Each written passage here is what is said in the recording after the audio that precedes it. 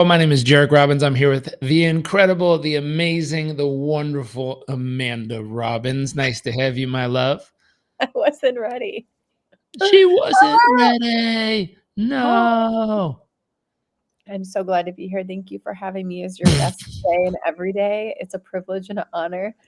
All Today right. we're talking about maximizing your recovery, and specifically maximizing your recovery. Let me paint the picture for what this is really focused on. I love this topic. Um, I love this topic. I think it's so important, and I learned this back. I learned it the wrong way. Um, so let's Who's it just for? Who needs this? Let's start there. high performers. Well, let me put it this way. If we were to use vehicles as an analogy, how often do you need to take your Chrysler minivan in for an oil change? Like, I don't know. What is it? Once a year, every 5 to 7,000 miles, it needs to stop and get a tune up and an oil change. Versus, how often do you need to take an F1 race car in for a pit stop? Well, it's every, I don't know how many it is. Let's say every 20 laps. That's Uh-huh. a big difference. Yeah. Like 20 laps versus 12 months is totally different. And so if I were to ask you on a scale from Chrysler minivan to F1 race car, what level of performance are you trying to produce in your life as a human being? Like, what are you trying to produce? Are you a minivan? Are you just trying to kind of go the distance every year, and maybe once a year you'll plug in to get a oil change and tune up and you're good to go? Or are you attempting to take on life at the intensity, the pace, the ferociousness of an F1 race car? And we just started watching this show. What is it? F1. F1. I Formula forget One. what it's. I It's think the it's called Formula F1. One TV show. It's really aggressive. I mean, these people train like some of the most intense athletes on earth for the intensity at which they're driving these cars. If you mess up, they fly off the track, they blow up. Like, your life is on the line. You're competing at the highest level. The cars are incredibly expensive. You have a team, and this is an important part. If I look at the F1 team, I counted one time, they had 22 people to do a pit stop.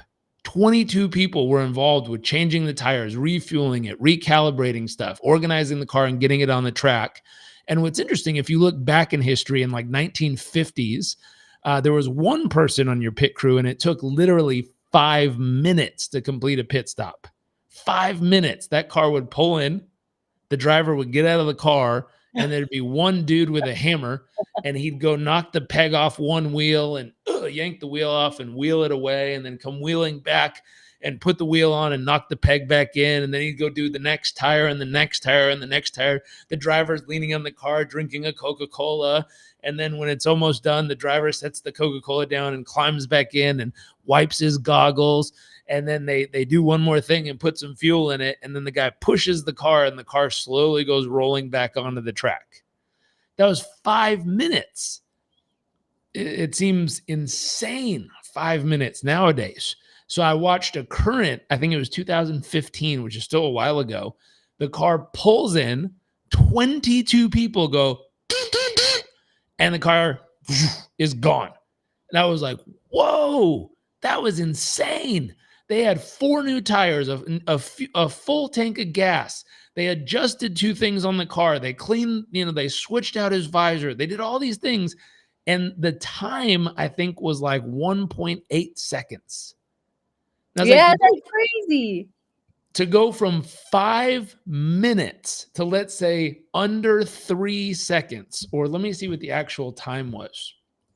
I'm just thinking, like, how can I build this into my life? I need a pit squad team. And so this 1.8 seconds. 1.8 seconds is the fastest. It was made by McLaren Racing. 1 point what? 1.8 seconds was the fastest pit stop. 1.8 seconds they did a pit stop? It was Formula One recorded by the McLaren Racing Limited Pit Crew servicing Lando Norris. It was on lap 27 of the 2023 Qatar Grand Prix. The previous record was by Oracle Red Bull Racing with a pit stop of 1.82 seconds. So 1.8 seconds. And so in 1.8 seconds, they swapped out the tires, filled the gas tank, and got the car back onto the track at racing speed.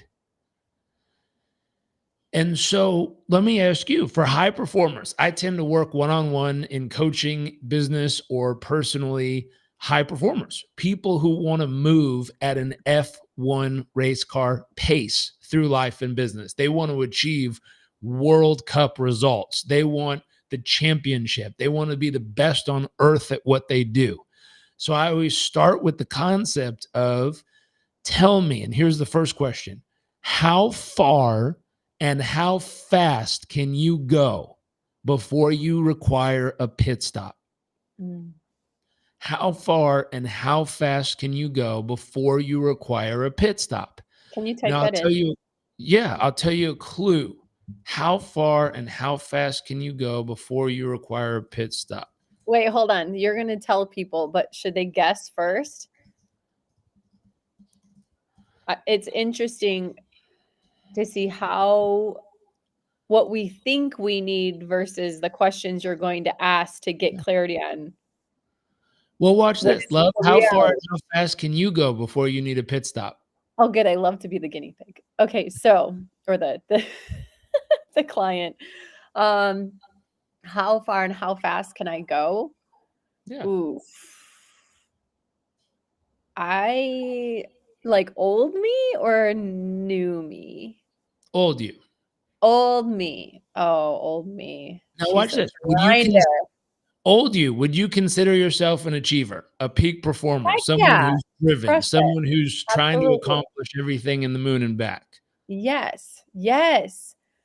Old me, oh my gosh, all day. I didn't need much sleep. Eating was easy to forget about, and I would pack as much as I could into every single minute of the day. There's no breaks. It was like I would just keep going, and I really I felt like I was like unstoppable. Mhm. Yep. And so if you look at the results, I don't know if you'd be willing to share.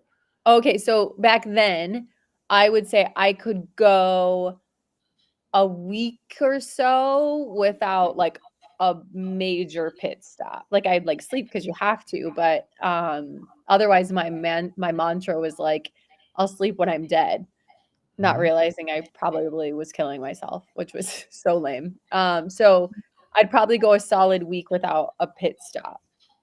And Yep. then the result was, which I think you were gonna ask, was I would hit a wall, like, just straight up hit a wall and sleep for, like, like, a half a day. Like, total I couldn't function, and I don't remember if it was, like, a week or maybe a little bit longer, but I was just, like it was like cold turkey. It was like nothing was coming out of me, and it would take me out for, like, a full day to recover, and then I'd get back going again. Yeah. And back then, what did a pit stop look like? My body shutting down and forcing me to rest. Yeah. It wasn't really voluntary. It was like my body was like, "I can't function."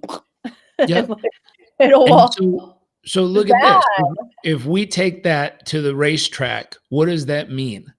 That's the equivalent Oh of my gosh, that's such a great not analogy. stopping, Yeah. not slowing down, Dude, I'm not losing pit the stopping. race. I've You're lost my driving your car so fast, so intensely Yes. until your tires burn off, so it's no longer I able run to out of gas. perform. I'm not even stopped at the pit stop where they can fill me up. They Your gotta race out, engine catches pull me on in. fire. I You're need on a the tow side of truck. the track, lit on fire, tires fell off, and you're like, "Oh, man, I guess I have to pit now." And so I'll sleep when I'm dead is I'll pit stop when my car blows up. Yeah. As soon as my car blows up and it doesn't work anymore and the tires fall off and the engine explodes and it's just a flaming pile of crap on the road, then I'll pit. Yeah. Yeah, And I'll I'm give not you a one of clue. the If you're F1. watching, that Yeah. doesn't work. No. It doesn't work for, like, anyone, I guess, like, I thought I was No a one. high performer, but when you It think about doesn't really work. you're right, and what I'm saying is I thought that's what high performance was, but when you truly look at a high performer or a high performing team or a high performing individual or whatever it is in any category of life, sports, like business, relationships, anything, it doesn't work that like, that's not what the best of the best do, right? No.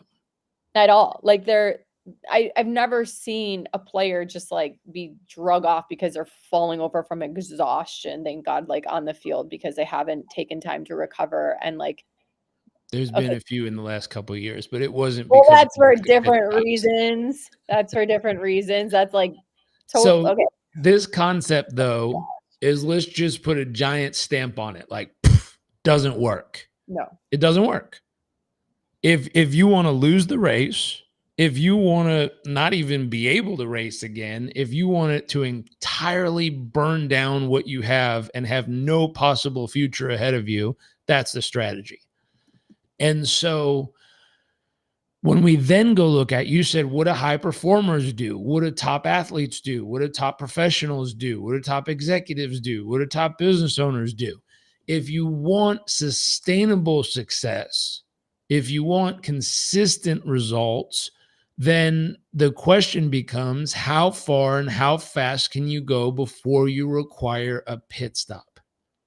Now, for a lot of people go, a pit stop, what, like a vacation where I go on the beach and hit the Mai Tais and get plastered? It's like, could you imagine an F1 race car pulling into the pit and then taking a bunch of sand and pumping it into the engine I thought you were and gonna putting a say bunch of crap in it and then being like, go for it. Now get out there and really do your thing. And the car would again explode.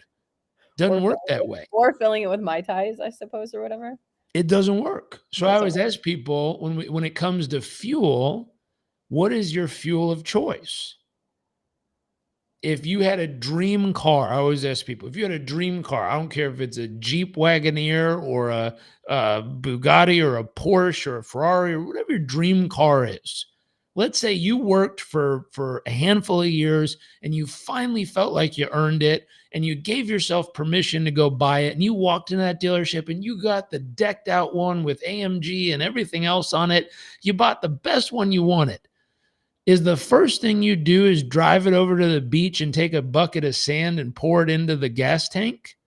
Everyone would be like, are you crazy? You'll break the engine. And I would say, okay, great. Well, what are you doing to your body? Because most of us, we go have a moment where we feel like we've succeeded, we've achieved, we've accomplished. We finally give ourselves permission to enjoy what we work so hard for. And the first thing we do is go shovel a bunch of crap down our throats and jack up our engine. And people are like, I would never do that to a car. And I was like, wow, well, how much is the car worth? 50 grand, 20 grand, 100 grand, maybe 5 million bucks if you splurged and went crazy. So your body's not worth more than that? You only get one of them. You can replace a car. True. You can't replace your body yet. I'll say yet because I think science is getting there. But as of now, you can't replace it. You only get one, and when it's gone, it's gone. But we treat it as if we can just, we'll swap out a liver. We'll swap out a kidney. No big deal. Maybe if you're on the organ donor list and get lucky. But like, what a mess conceptually of what people are doing to themselves. And so high performers, even high performers get caught in this. It's their way to relieve stress, calm themselves down, celebrate a championship. The thought process. They literally take their vehicle, go to the beach, put a bunch of sand in the engine and jack that thing up in all the wrong ways. And so if one, you got to commit to what are you going to put in the engine? And what I mean is, what are you going to eat? What are you going to drink? What are you going to mentally consume? What are you going to emotionally consume? What are you going to allow in? What is the input you're going to allow into your mind, body, and emotions if you're expecting the output to be extreme high performance? What is the input you're going to allow into your mind, body, and emotions if you're expecting the output to be high performance? What do you need to fuel yourself with if you want those types of results? Is the next question. So, how far and how fast can you go? Second question is, what do you need to fuel yourself with if you truly want extreme high performance results? Now, I'm sure someone's watching and they're like, dude, screw it. I'm a minivan. I don't care about high performance. I want a smooth ride in life. I want the family in the back. I'll once a year, I'll maybe stop and they are going to do their Mai Tai and they are going to eat fried whatever. And hey, as long as their minivan keeps driving for 100,000 miles, they had a great life. That's all they want out of it. There's other people watching who are like, that's a joke. No, thank you. I want high performance results. I want a big life. I want to break every rule. I want to experience what's possible. I want to experience the best, brightest, the most. I want it all. Well, cool. Then you're going to have to make a decision of what you're going to allow into your gas tank or fuel tank, we might call it, mentally, emotionally, physically, spiritually. What are you going to allow in if you want the output to be extreme high performance? We got to get real picky on what we're going to allow in if you want that kind of output. What is the input to create the output you desire? The next piece, what does that pit stop look like for you? We talked about the difference between the 5-minute pit stop, the OG, the original, with one person on the pit crew trying to get this car back up to par in 5 minutes. We talked about McLaren's 1.8-second pit stop where they got fresh tires, a full tank of gas, and the car back on the track in 1.8 seconds. But it required 22 people on the pit crew, not including their racing team who's back in the office watching all the monitors and talking to the driver. That's just the pit crew is 22 people. Now, if you go look at some of the top athletes on earth, that's a common thing. I mean, LeBron spends over $1 million a year on his staff whose full-time job is keeping him fully primed. But people go, well, great. I don't have $1 million a year. I'm not LeBron. Okay. Well, what is available? Mm-hmm. What is available? I think one of the most beautiful things a friend said the other day is, we've stepped away from our village. Yeah. Meaning, when moms used to raise children, there was family or a village or a community around. So it's like, hey, I'll take all the kids on Monday while you all go have time to refuel and do some stuff. Great. You take them on Tuesday and all of us will go get other stuff done. Great. I'll take them on Wednesday and you all, they support each other. I call that a pit crew. Yeah. It's multiple people working together to help each other refuel. That's a leveraged pit crew. Some people are like, I don't have time for that. I want to pay for my pit crew. So here, I'll pay you all to come focus on getting me back to my best. I don't know what stage you're at as far as building your pit crew, but who do you need on your pit crew and what do you need them to focus on? And watch this, start off with this phrase. If I could have it all my way, here is who I'd have on my pit crew, and here's what I'd have them helping me with. If you could have it all your way and you wanted to perform at extreme high performance levels, who would be on your pit crew and what specifically would they be helping you with? Can I add something? Please. I think too, when we're thinking about these resources and who we need to call in to support us, it's also important to think about what trades we need to make with the current habits that are limiting us in those practices that help us refuel, right?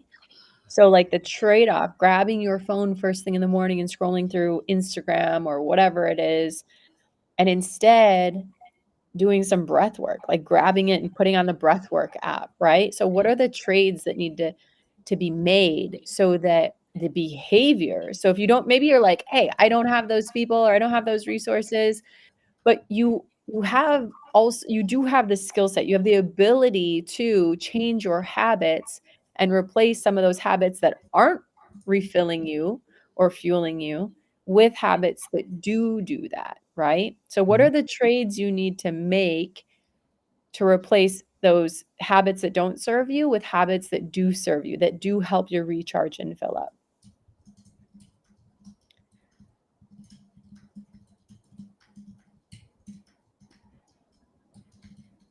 Hello?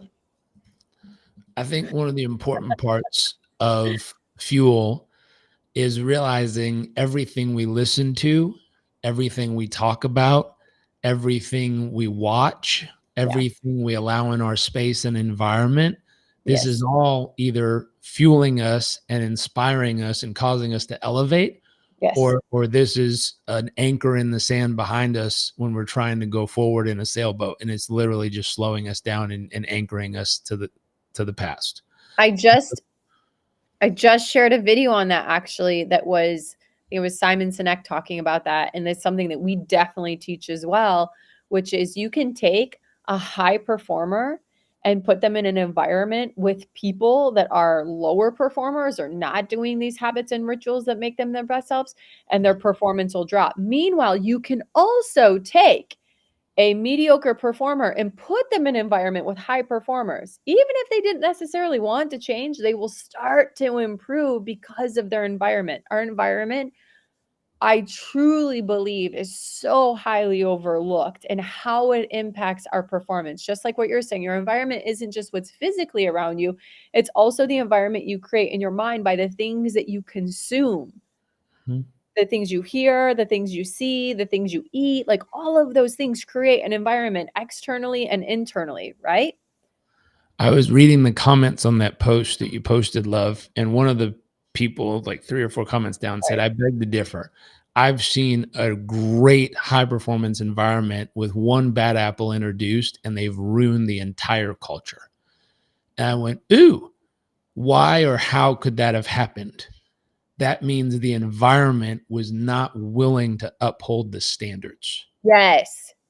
And so Yeah. because the environment was willing to allow the standard to drop, one person could tear down the entire environment. Yes. Versus Yes. if the standard was upheld Yes. and it was not tolerated for someone to behave like that, that person would either step up or step out. Yes. Yes. And so you got to remember this concept of people might cultivate, like, oh, I'm going to surround myself with all these incredible humans. If they're not willing to uphold standards, one bad apple can collapse the whole environment. And so that Yes. means the environment, whoever's partaking in this group, has to be willing to uphold standards. Standards are not negotiable. These happen, period. There is not an or else.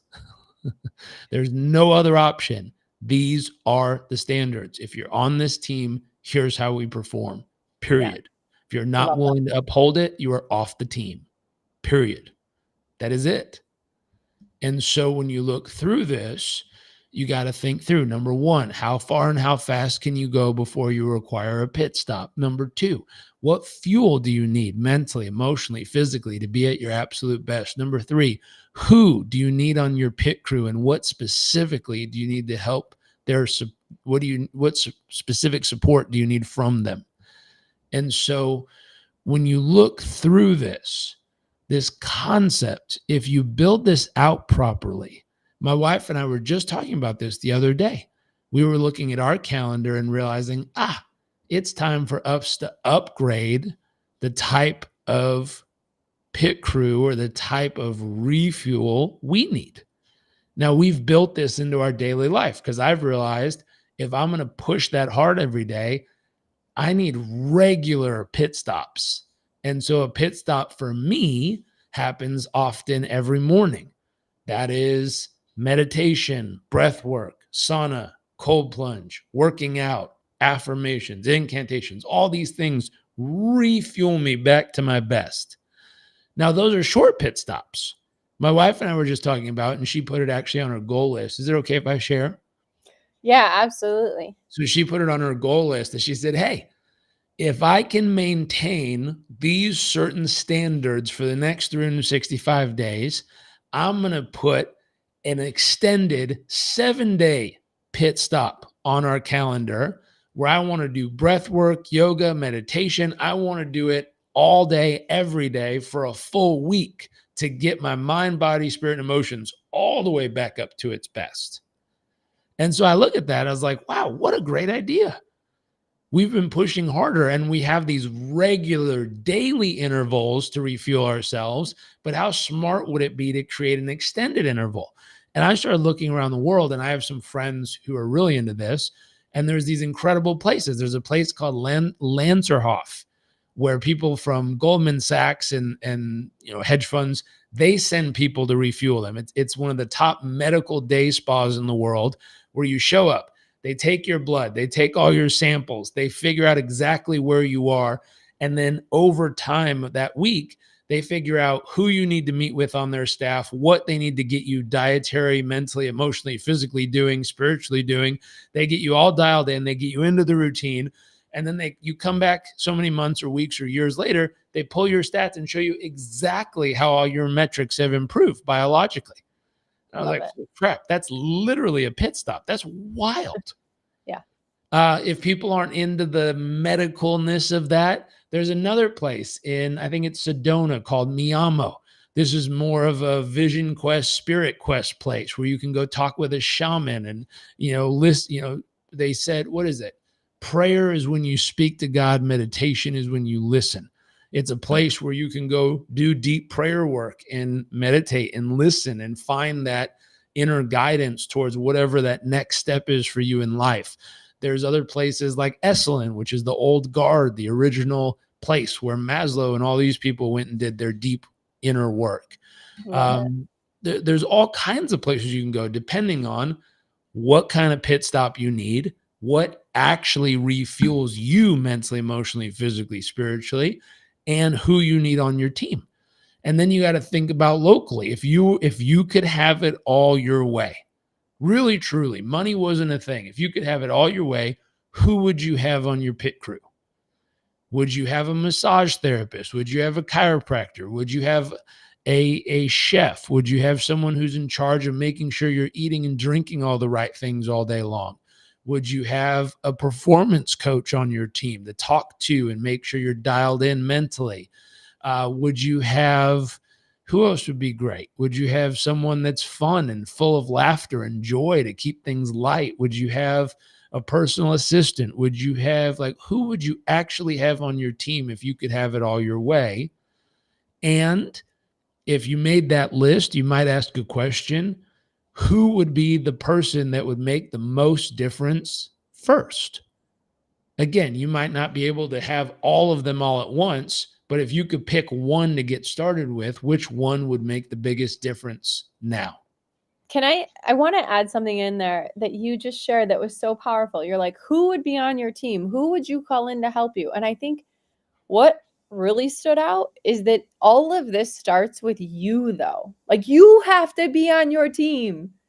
20-something-year-old Amanda was not on her team at all. She wasn't going like, you need pit stops. No, that wasn't it, right? So I think it starts with that. It starts with you. So again, going back to, if you don't feel, or you don't have the resources to call in these people, even if you did, regardless, you have to start with you. You have to be on your team to do these pit stops, to refuel and recharge so that you can perform at your very best. It starts with you, right? And then from there, adding in those things are a luxury. But if you're not on your team in the first place, you could call in all the people and nothing's going to change. Love, I'm going to call some out. It's a luxury if you're driving a Chrysler minivan. If you're on an F1 race car, remove the pit crew and have them try to actually compete in the race. Wait, say that again? You said having this crew is a luxury. It is if you're driving a Chrysler minivan. Yeah, it's a luxury. Have all the extra support and crew and people to help tune you up and keep you at your best. If you're actually trying to compete in an F1 race, take any the Red Bull team, the Oracle team, whatever, remove all 22 of their pit crew and see how well their car performs in the next race. At a certain level of So performance, a pit crew is yes. no longer a luxury. It is mandatory if you demand those kind of results out of your life and business. Okay, so I completely agree with you. And if the driver is unwilling to take the pit stop, that's the key. I don't care what you're driving. If you're unwilling, I'm speaking to myself. For you, you're going to do these things. And I love that about you. You are going to do them. I am like even with my challenge. So like this is something important too that we only have a couple minutes and then I got to wrap, but in setting this 365-day goal for myself, I'm knowing like, wow, this is an area of my life that I really need and I've been kind of neglecting, specifically with meditation. I was like, wow, I have a lot of chatter here. Wow, I'm not stretching enough. I need to dial in my yoga and meditation again. Like that Yep. used to be part of my thing. I've fallen off track. I was like, how do I get this back on?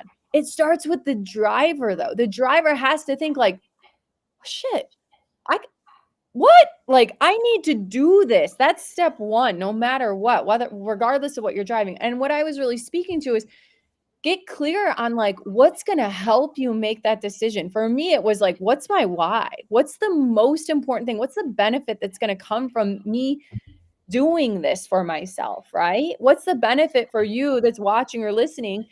What's that benefit going to be for you when you do take a pit stop? Like, what's it costing you not to? And how is it really going to reward not just you, but the ones you love and the ones that count on you and the ones that need you and the ones that you work with and your community and so on and so forth. From there, what is it that really challenges you to take action? For me, it is a challenge. I was like 365 days, let's go. Jarek said, why not just 30? And I was like, because I don't want this to be just something I do for 30 days. Jared I did want not it to say be that. okay, maybe you didn't say it. Maybe it was the person sorry. Nice try, Robbins. Someone asked me, like, why not just do like a 30-day challenge? I was like, because Wasn't this two isn't thumbs, something wasn't me. this isn't something that I just want to do for 30 days. I want this to become a part of who I am again, like an identity shift. And sure, you can argue that habits are formed within, I don't know, 60 or 90 days or whatever. For me, I'm like, let's go 365. And on top of that, I wouldn't have. So I know to you, this isn't a luxury bringing in these resources. It's a mandatory, it's a must. But for me, I was like, I'm not. So for anyone listening, they're like, you're not usually the type of person to give yourself permission to call in those resources, whether it's a chiropractor or a masseuse or prepped meals or whatever that is, whether it's because you don't, whatever inner work needs to happen there, or maybe the resources aren't there. But for me, I was like, I want to earn this like 365 days, and I'm going to give myself something I've always wanted to do. But for some reason, I've never given myself permission to do it, which was a retreat. Like I'm going to do that thing that I really would love. And I know it would be great for me, but I haven't given myself permission. And like, whatever, that's my own stuff from childhood. And so with this, like, that's what I'm saying. I'm speaking to the people that maybe they don't see these things as, or they see them as luxuries, but it's just like, it starts with you and you showing up and you saying, I need the pit stop 1. And then you getting clear on like, what's the minimum effort for maximum reward to recharge and refuel. And whether it's breath work or stretching or getting clear on your vision and your big vision and your goals, your reason for being, like whatever that is, your masseuse, your prepped meals, like what is it that's going to fill and fuel you up? And then whether it is people or it's just simply taking time, like how do you carve that in? Does that make sense? What does that pit stop look like? How far and how fast can you go before you need a pit stop? What fuel do you need to be putting into your body mentally, emotionally, physically to be at your best self? Who do you need on your pit crew and what do you need them to bring to the table to really support you? These are some big questions we brought up today. If you want help working through stuff like this, go to performancecoachuniversity.com/apply. Fill out that application, hop on the calendar so we can chat with you and figure out how we can support you with this. Again, if your goal in life is to be a Chrysler minivan and just have a smooth ride that maybe you stop in once a year to try to refuel your tank and swap out the engine or oil, good for you. That's awesome. But if you have any level of drive or any level of motivation and you want to achieve something, you feel connected to wanting to have a big life, wanting to achieve results, wanting to do everything that's available out there and really make that happen, make those dreams you have an actual reality, not just a bunch of regrets on your deathbed saying, hey, I wish I would have tried to have a great life, or I wish I would have gone for it. If you actually want to do those things, apply to Performance Coach University. We'd love to chat with you about it and help you unpack this for yourself and build out the right regimen, build out the right pit stops, build out your pit crew so that you can be operating at high performance. Thank you, love, for sharing this with us all today. Thank you all for tuning in, and we will see you later. PerformanceCoachUniversity.com/apply.